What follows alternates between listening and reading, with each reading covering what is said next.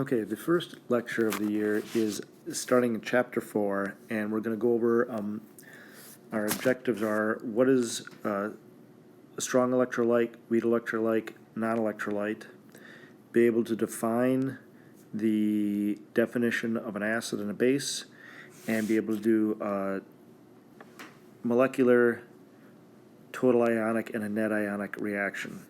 So let's begin with our definition of what a strong electrolyte is.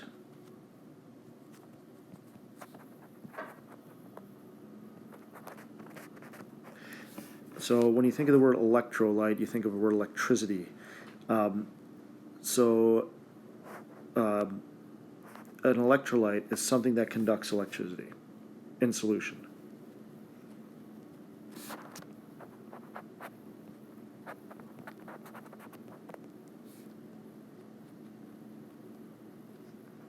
And a weak electrolyte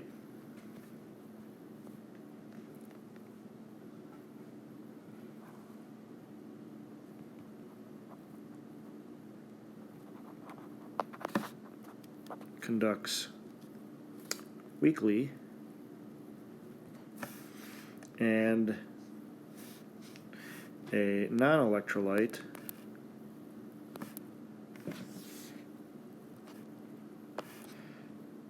does not conduct.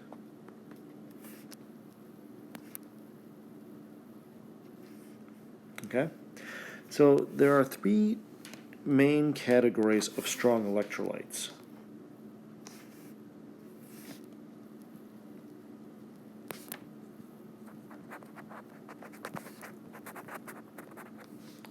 And they are salts,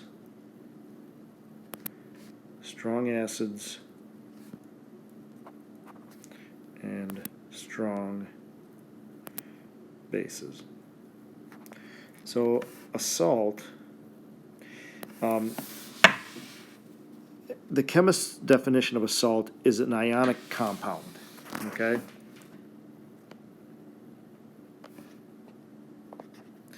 So what you have to do is remind yourself an ionic compound is something where the electronegativity difference is greater than 1.7.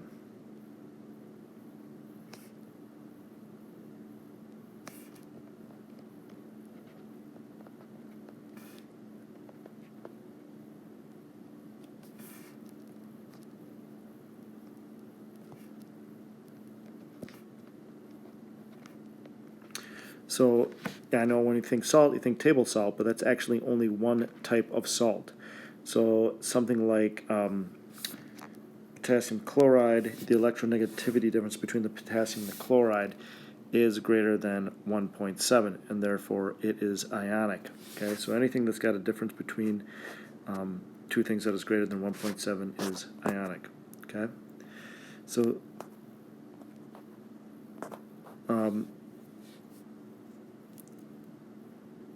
so if you put, let's just say, potassium chloride into water,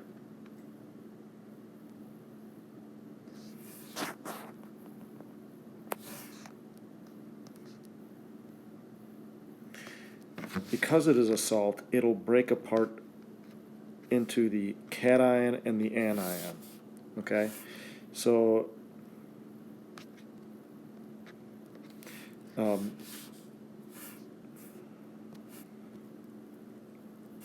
didn't write that very well, cation.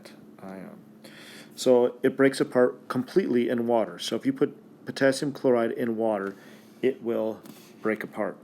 Okay?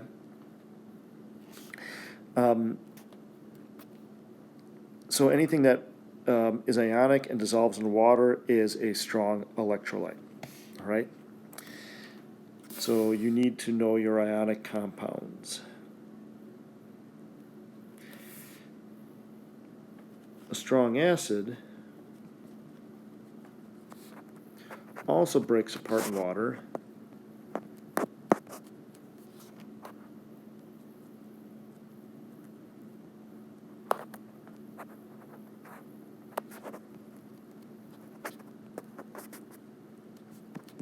Okay?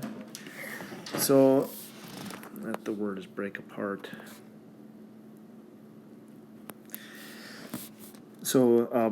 there are three definitions of acids, and we'll look at the first one, and the third one we won't get to until much later in the course. But an acid, according to Arrhenius, and Arrhenius was a Swedish scientist, was a substance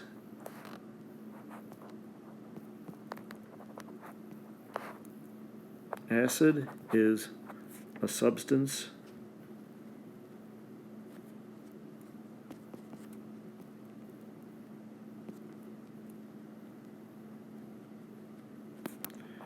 that produces H plus ions. Okay, so anything that produces H plus is considered an acid. Okay, so a strong acid is something that breaks apart completely in water.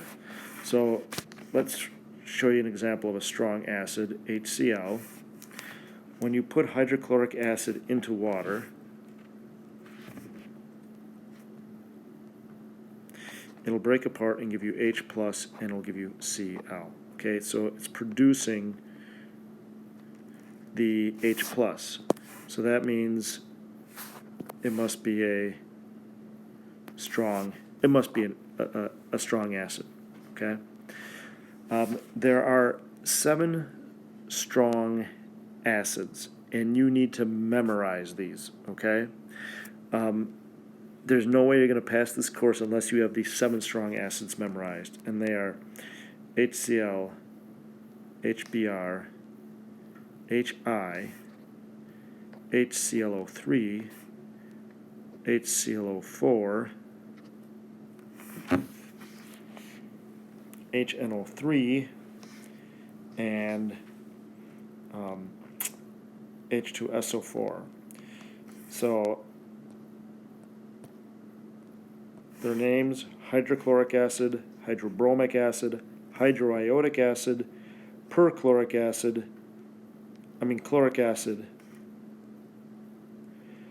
this is perchloric acid, nitric acid, and sulfuric acid. Okay?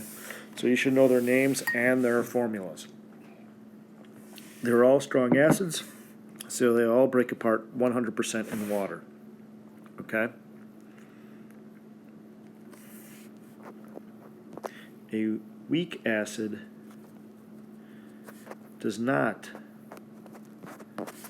break apart 100% in water.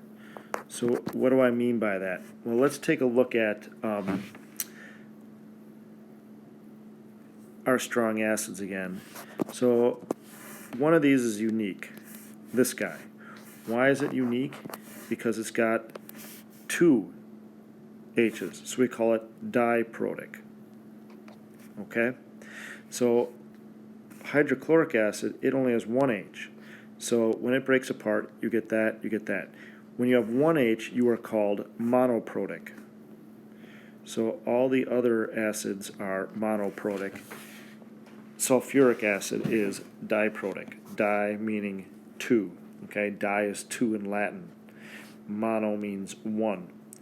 So because sulfuric acid is a strong acid, it will break apart in water 100%, but only one of the hydrogens breaks off completely. So you're left with 1 hydrogen still attached after the first dissociation or breaking apart. Okay? So all of the sulfuric acid does this. Now, what about this guy over here? It's got a funny name. It can be called bisulfate ion, or it could be called monohydrogen sulfate. But anyhow, this is a weak acid because it will break apart and produce H+. According to our definition, an acid is something that produces H+.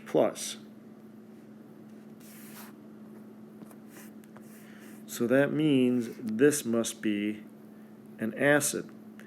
However, only about, I'm going to say, less than 1%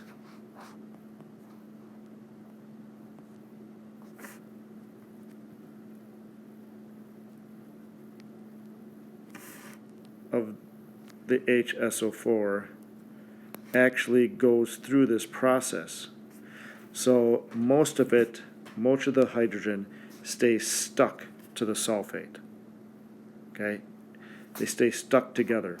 Only a very small portion will break apart to give you the H+ and the sulfate ion. Okay?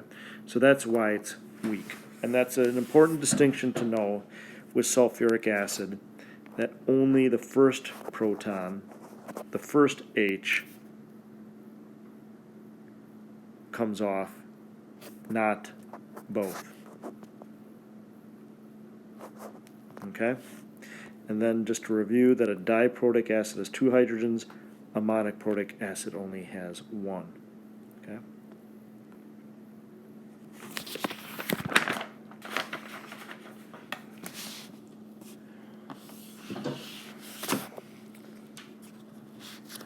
So then let's talk about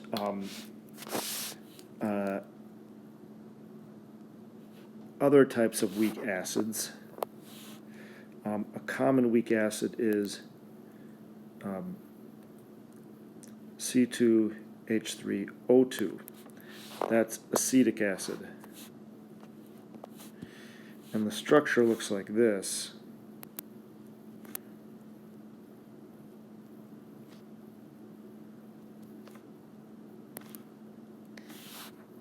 Oops.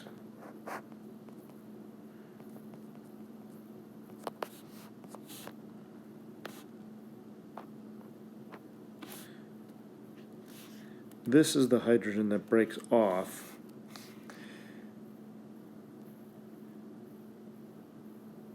So when you put it in water, you get H plus C2H3O2. This is a weak acid because less than 1% of this acid actually goes through this process. Now, right now we're describing acids and bases qualitatively. We say strong or weak, and we're saying less than 1% or something like that, or all of it breaks apart. Very qualitative terms. Once we get to the end of the year, around chapter 13, we start giving actually quantitative descriptions of strong versus weak. We can actually assign a number to it. At this point, it's kind of like saying, like, is it a strong earthquake or is it a weak earthquake? You know, that's qualitative. Later on, we'll actually assign it numbers. We'll say, oh, it's an 7.4. Well, we know that a 7.4 earthquake is stronger than a 2.3 earthquake. So, but at this point, we're just going to talk about them in qualitative terms, and we'll save the quantitative till later.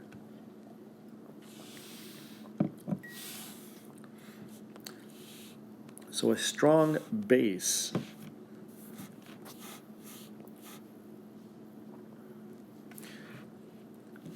So first of all, the definition of the base.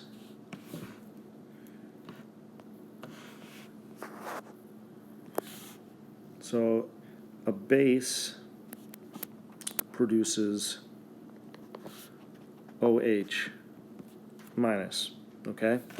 So the most common base is sodium hydroxide. And sodium hydroxide will break apart and produce this. So because it's producing the OH, it's a base. Now strong bases break apart completely in water.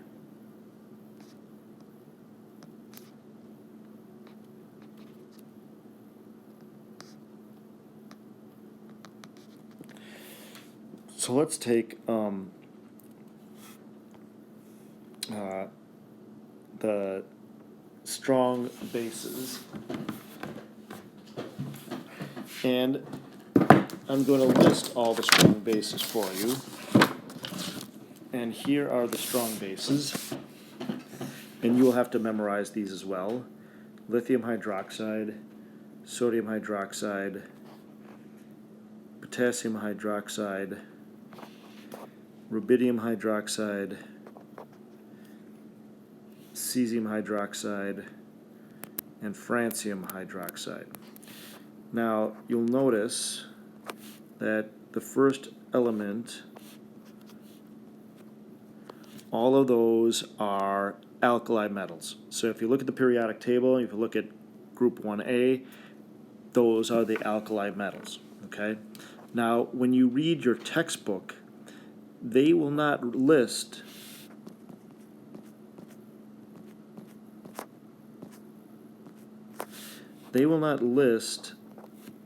rubidium, cesium, and francium as strong bases. Here's the reason why. There is so little rubidium, cesium, and francium on the planet that it is very hard, if not impossible, to obtain those. Definitely the cesium and the francium. You can get rubidium. So your book only lists these three as strong bases. However, for the purposes of memorization, it's just easier to say all the alkali hydroxides are strong bases, okay? And one more, ammonium hydroxide, okay? So ammonium hydroxide is made when you add ammonium to water. And I'm writing water as HOH. So when you add, this is a weak base, ammonium. When you add ammonium to water, it produces ammonium hydroxide. Okay? This is, in a sense, an ionic compound. So what do we know about ionic compounds in water? They break apart 100%. So the ammonium never stays attached to the hydroxide. They separate. Okay? But ammonium hydroxide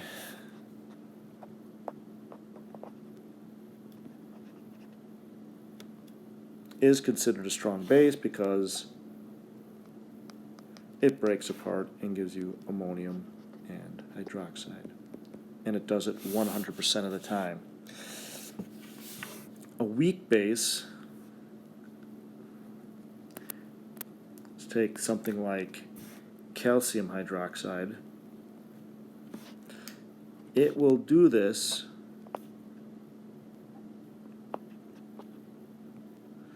but only less than 1% of it will do it.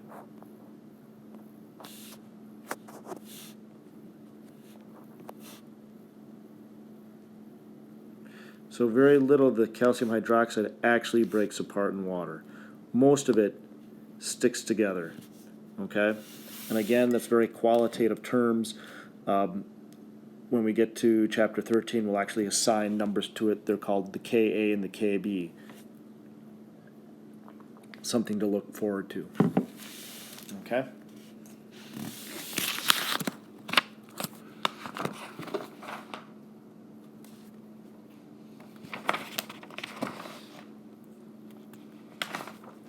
Just one last thing, and I think that will be the end of this video.